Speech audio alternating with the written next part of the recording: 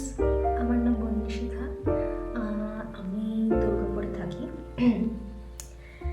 এবার বিষয়টা হচ্ছে যে আমি অনেক দিন যাবৎ ভাবছি যে আমি আমার একটা ইউটিউব চ্যানেল করব।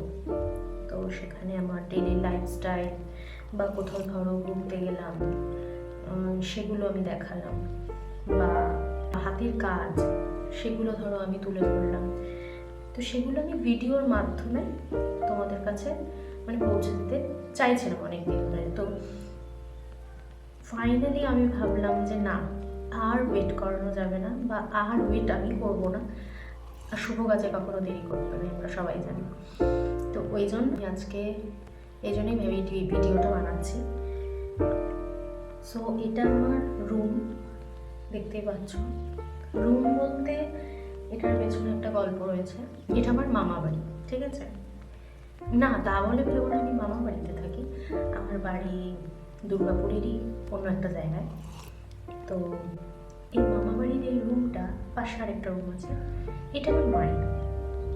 এই রুমটাকে আমি ভেবেছি যে একটু সাজাবো সুন্দর করে। তারপরে আমি কি কি করব, কি কি তোমাদের সামনে তুলে ধরবো, সেটা একদম পরের বিষয়। সো এটা বলার জন্যই আমি আজকে এই ভিডিওটা বানালাম।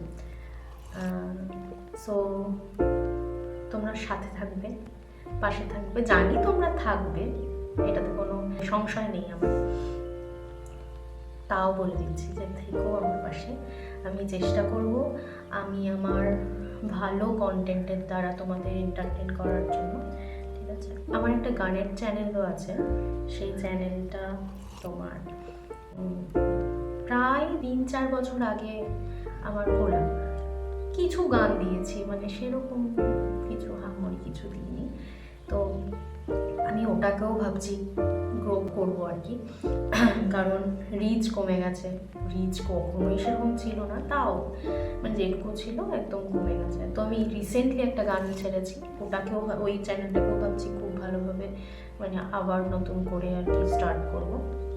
তো এটাই আমার বক্তব্য ছিল আজকের।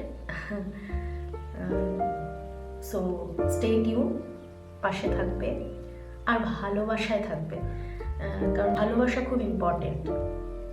সবার মনে ভালোবাসাটা খুব ইম্পর্টেন্ট। সুস্থ থাকবে। তো এটাই আমার বলার ছিল। আমি তাহলে আজকে আসি।